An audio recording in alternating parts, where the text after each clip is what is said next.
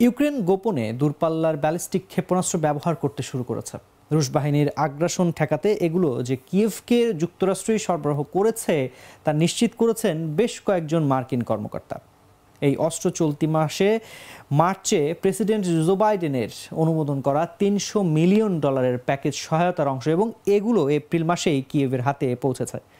যুক্তরাষ্ট্রের গণমাধ্যমের খবর অনুযায়ী রাশিয়ার দখলকৃত ক্রাইমিয়া অঞ্চলের রুশ বাহিনীর অবস্থান লক্ষ্য করে এর মধ্যে অন্তত একবার হলেও এ ধরনের ক্ষেপণাস্ত্র ব্যবহার করা হয়েছে। বাইডেন এখন ইউক্রেনের জন্য $61 বিলিয়ন নতুন সামরিক সহায়তা প্যাকেজে স্বাক্ষর করেছেন। বিলটি ইতিমধ্যেই কংগ্রেসে পাশের পর সিনেটেও অনুমোদিত হয়েছে।